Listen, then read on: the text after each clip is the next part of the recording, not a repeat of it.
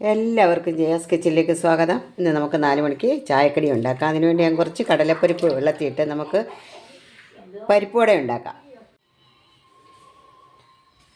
1/4 kilo കടലപ്പരിപ്പാണ് ഞാൻ വെള്ളത്തിയിട്ടിരിക്കുന്നത് പരിപ്പ് വടയ്ക്ക്.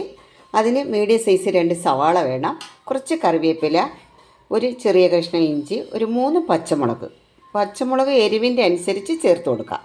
അപ്പോൾ ഇതെല്ലാം ഒന്ന് ചെറുതായിട്ട് അരിഞ്ഞ് നമുക്ക് കൊണ്ടുവരാം. പരിപ്പ് വടയ്ക്ക് വേണ്ടിയുള്ള സവാള, പച്ചമുളക്, ഇഞ്ചി, കറിവേപ്പില എല്ലാം ചെറുതായിട്ട് അരിഞ്ഞ് വെച്ചിട്ടുണ്ട്. സവാള വളരെ കട്ടി കുറച്ച് വേണം അരിയേണ്ടത്.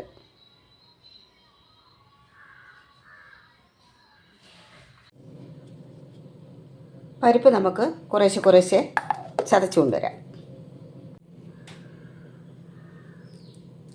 നമ്മൾ പരിപ്പെല്ലാം നല്ലതുപോലെ ഒന്ന് അരച്ചുകൊണ്ട് വെച്ചിട്ടുണ്ട്. ഇനി ഇതിലേക്ക് നമ്മൾ എടുത്തു വെച്ചിരിക്കുന്ന സവാള, കറിവേപ്പില, ഇഞ്ചി, പച്ചമുളക് ഇതെല്ലാം കൂടെ അങ്ങോട്ട് ഇട്ട് കൊടുക്കാം. ഇതിനകത്ത് വെളുത്തുള്ളിയുടെ ആവശ്യമൊന്നുമില്ല.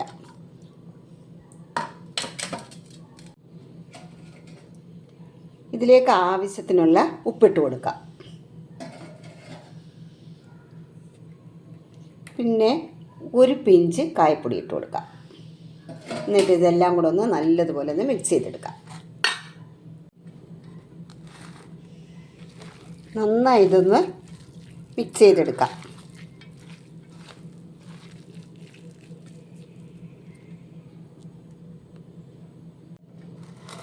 അപ്പം നമ്മുടെ പരിപ്പ് വടയുടെ കൂട്ട് റെഡി ആയിട്ടുണ്ട്. ഒരു 10 മിനിറ്റ് ഒന്ന് അടച്ചു മാറ്റി വെക്കാം.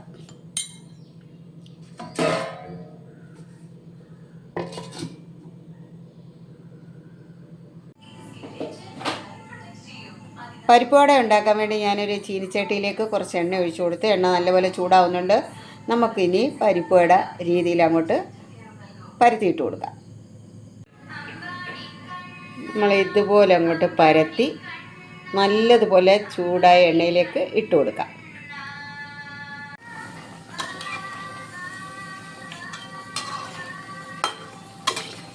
നമുക്കൊരു പകുതി മൂപ്പാകുമ്പോൾ കോരി മാറ്റി വെക്കണം.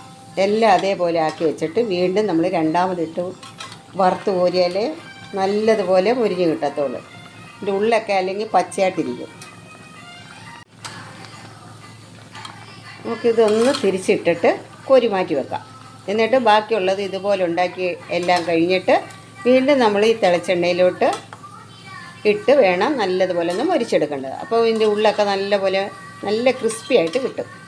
അപ്പോൾ ഇതിങ്ങോട്ട് കോരിയെടുക്കാം.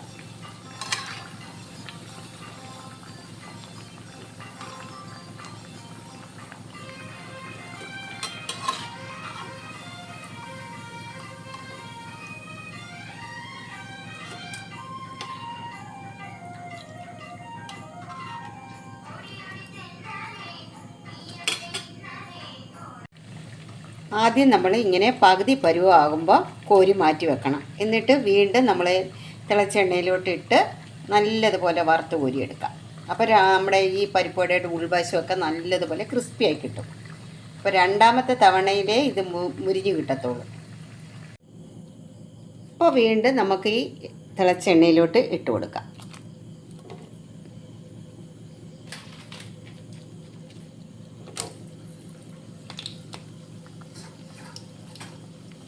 അങ്ങനെ 2 തവണ നമ്മൾ വറുത്ത് കോരിയാൽ നല്ല പരുവത്തിന് മുരിഞ്ഞ് കിട്ടത്തുള്ളൂ പരിപ്പ് വട. നമ്മൾ ഒറ്റ തവണയായിട്ട് വറുത്ത് കോരി എടുത്തു കഴിഞ്ഞാൽ അതിൻ്റെ ഉൾവശം വേഗത്തില്ല. അപ്പോൾ അത് നല്ലപോലെ മുരിഞ്ഞ് കിട്ടണമെങ്കിൽ രണ്ടാമത്തെ തവണ ഇട്ടാലേ മുരിഞ്ഞ് കിട്ടത്തുള്ളൂ. അപ്പോൾ നല്ലതുപോലെ മുരിഞ്ഞ് വരുന്നുണ്ട്. ഇനി നമുക്ക് എണ്ണയിൽ നിന്ന് ഇത് പൊരിയെടുക്കാം. കളർ ഇങ്ങനെ കാണുന്നെങ്കിലും കരിഞ്ഞു പോയിട്ടില്ല. നല്ല സൂപ്പറായിട്ട് നല്ല ക്രിസ്പി ആയിട്ട് കിട്ടുന്നുണ്ട്. അപ്പോൾ ഇത് നമുക്ക് എണ്ണയിൽ നിന്ന് കോരിയെടുക്കാം. അപ്പോൾ നമ്മളിങ്ങനെ ഓരോ ട്രിപ്പ് ഒരു 4 എണ്ണം 5 എണ്ണം വീതം ഒക്കെ ഇട്ട് ഇങ്ങനെ വറുത്ത് കോരി എടുക്കാം. അപ്പം നമ്മുടെ പരിപ്പ് വടയും കട്ടൻ ചായയും തയ്യാർ. എല്ലാവർക്കും ഇഷ്ടമായല്ലോ. 4 മണിക്ക് ചായയും കടിയും.